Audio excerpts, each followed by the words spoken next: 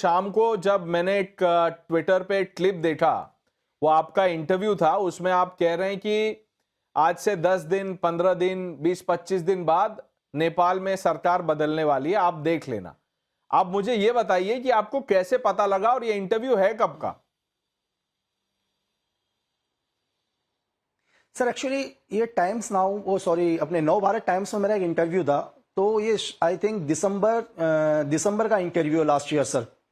और एक्चुअली क्या है सर कि बहुत सारे लोगों ने इसको बोला 10 दिन पुराना दिन, तो मैंने कल एक इंस्टा में एक रील भी डाली थी रात के टाइम में यार कि 8 महीने पहले का एक इंटरव्यू है जहां पर मैंने कहा था कि नेपाल की गवर्नमेंट बहुत जल्दी गिर जाएगी और आपको मेरे वर्ड्स याद रहेंगे।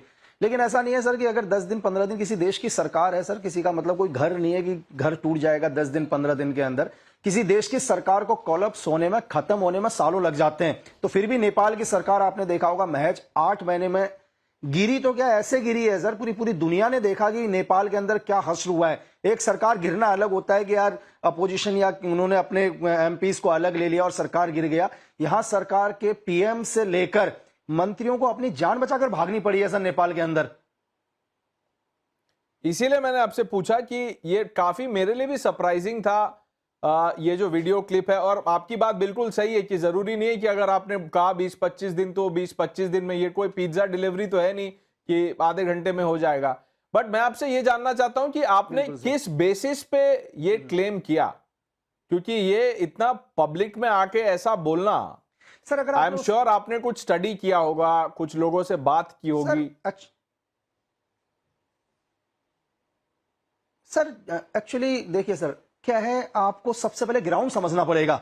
अगर आपको किसी भी देश को समझना है तो आपको धरातल बहुत समझना पड़ेगा सर। तो नेपाल के अंदर बहुत वर्क किया है, मेरा मतलब लाइफ बहुत नेपाल के अंदर बीता है। बहुत सारे सोर्सेज हैं, बहुत सारे लोग हैं जो आज भी हमारे लिए काम करते हैं, बहुत सारे लोग हैं जो चाहते हैं कि हिंदुस्तान और नेपाल का रिश्ता बहुत अच्छा रहे। तो वो अगर आपने बोला हो सर, मैंने ऐसा नहीं बोला अगर आपने देखा कि यार नेपाल की सरकार गिर जाएगी, मैंने बोला था सर कि आपको मेरे शब्द याद रहेंगे मैं क्या बोलकर गया हूं।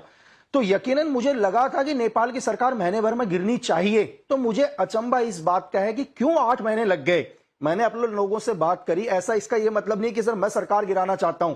एक्चुअली क्या, अगर नेपाल को आप देखो, मैं आपको रीजन बताता हूं सरकार क्यों गिरी है या दुनिया में कोई भी सरकार क्यों गिरती है। सर देखो, मैं बहुत बड़ा कोई पॉलिटिकल एनालाइज नहीं हूं, लेकिन धरातल पर काम किया है तो चीजें समझ में आती हैं। किसी भी देश के अंदर कोई भी सरकार बनती है, कोई भी सेंटर में गवर्नमेंट बनती है, एक एमपी है सर, ये आज सबको पता है कि कोई भी मेंबर ऑफ पार्लियामेंट बनने के लिए बहुत पैसा खर्च करता है। ये सबको पता है सर कि बिना पैसे खर्च करे किसी भी देश में कोई भी आदमी मेंबर ऑफ पार्लियामेंट नहीं बनेगा।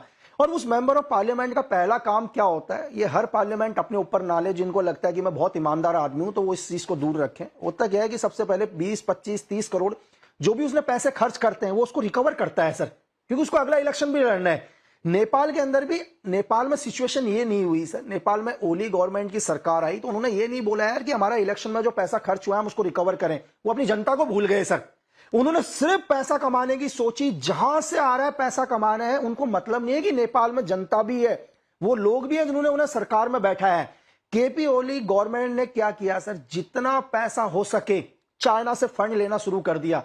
चाहे वो बीआरआई प्रोजेक्ट के ऊपर लेना शुरू किया, चाहे उन्होंने बुद्धा एयरपोर्ट बनाने शुरू करे, चाहे उन्होंने पूरे नेपाल को चाइना बनाना शुरू कर दिया सर केपी ओली गवर्नमेंट ने। वहां की जनता को नजर आ रहा है, पब्लिक को नजर आ रहा है, धीरे धीरे करप्शन के खिलाफ पब्लिक का गुस्सा बढ़ रहा है सर।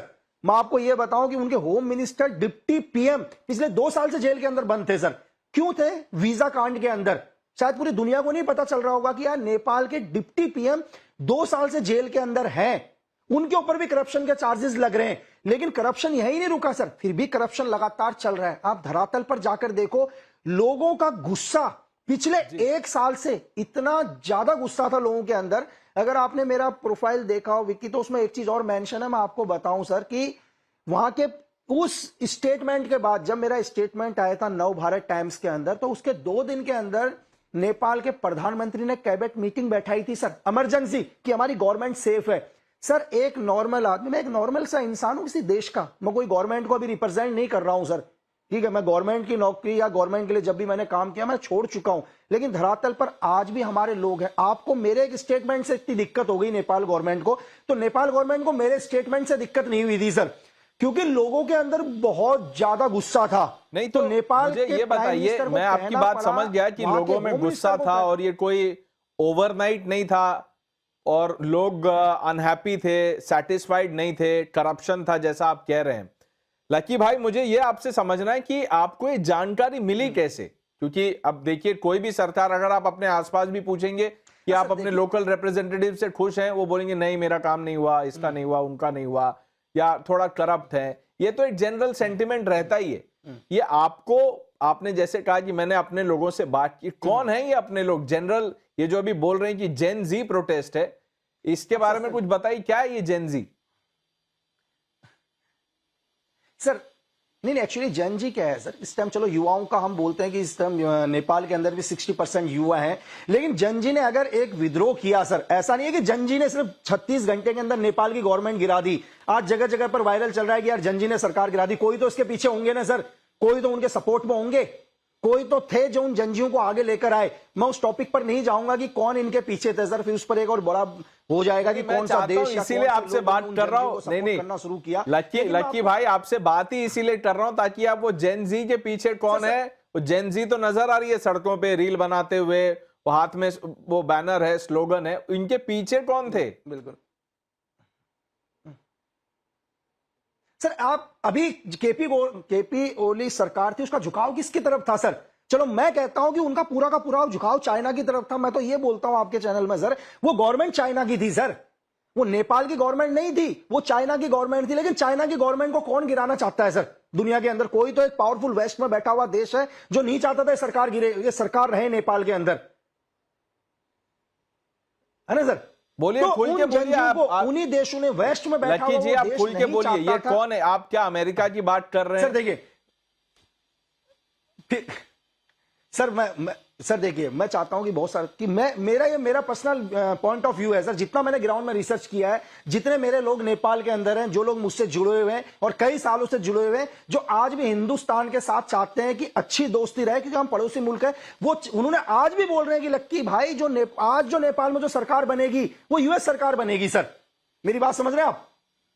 आज शायद 3 बजे के बाद जो सुशीला कार्की जो भी वहां की अग्रणी प्राइम मिनिस्टर बनने वाली हैं, तो लोगों का कहना है, मेरे लोगों का कहना है जो नेपाल में बैठे हुए हैं, कि ये जो प्राइम मिनिस्टर बन रहे हैं ये नेपाल, अब इनका झुकाव अमेरिका की तरफ है। तो कहीं ना कहीं से इन जंजियों को जो भी आगे लेकर आए या जिन्होंने इनका सहारा लिया, मैं बोलता हूं कि यूएस, अब सीआईए ने इस दुनिया के अंदर टोटल सर 60 से ज्यादा देशों की सरकार गिराई है सर, अकेले सीआईए ने। आप हिसाब लगाइए ना सर, पहले अपना क्या कहते हैं, श्रीलंका खत्म हुआ, श्रीलंका के बाद बांग्लादेश खत्म हुआ, बांग्लादेश के बाद नेपाल, पाकिस्तान तो पहले ही खत्म हो चुका है सर। 200 रुपए केजी आटा ले रहे हैं वहां पर लोग। तो कहीं ना कहीं इन जंजियों के पीछे भी क्या थी, सीआईए का 100% हाथ है सर। अगर आप मुझसे प्रूफ मांगोगे तो शायद मैं आपको कुछ एविडेंस भी दे दूंगा जिससे भूचाल आ जाएगा सर।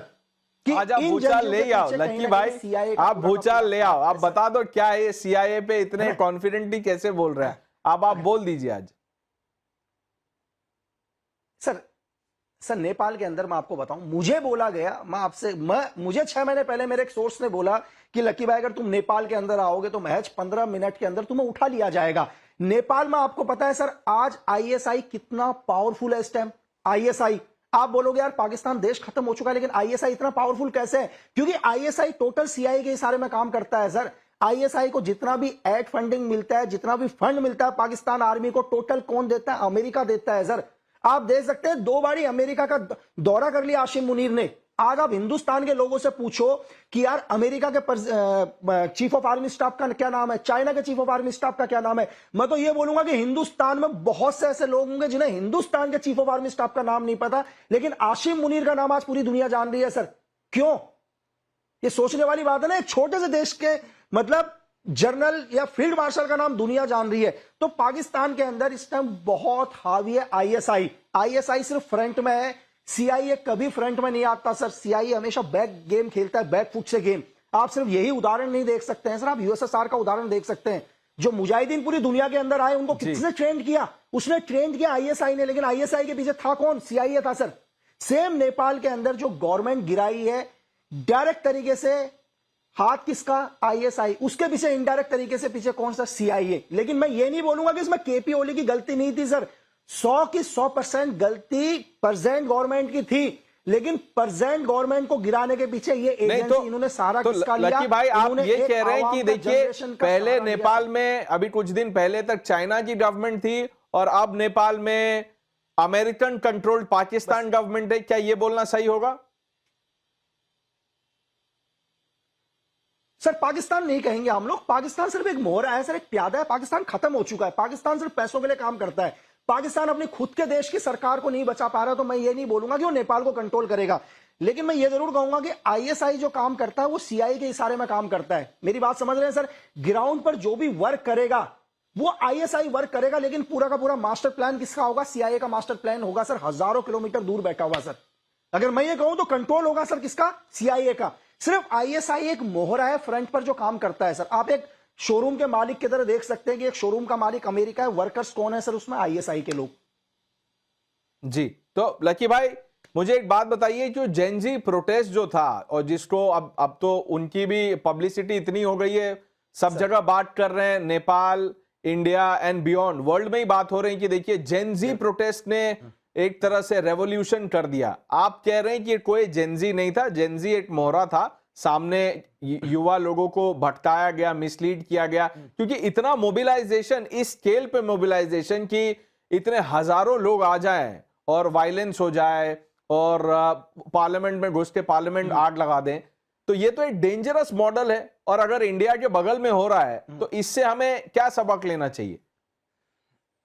हाँ सर देखो, हमारे 24 बॉर्डर ओपन है नेपाल के साथ, हमारे लिए बहुत गंभीर समस्या है सर, क्योंकि आज भी हमारे लोग नेपाल के अंदर जाते हैं, नेपाल के लोग हमारे आते हैं, हमारे को कोई वीजा की जरूरत नहीं होती है। मैं ये कह रहा हूं कि मैं ये नहीं बोल रहा कि नेपाली इंसान गलत है, नेपाली इंसान आज भी अच्छा है, आज भी हमारे देश में गोरखा राइफल है सर, लेकिन दिक्कत क्या है? उनकी आड़ में हजारों आज आईएसआई के लोग, एमडब्ल्यूएस के लोग इंडिया के अंदर एंटर कर रहे हैं। आपने कई न्यूज़ में सुना होगा सर कि चाइनीज एजेंट पकड़े गए, बॉर्डर के अंदर आईएसआई के लोग पकड़े गए।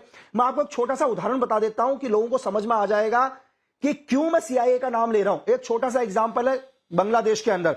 बांग्लादेश में हसीना गवर्नमेंट के ऊपर आरोप लगाया था कि हसीना गवर्नमेंट ने क्या किया, 100 बच्चों को शूट आउट करवा दिया।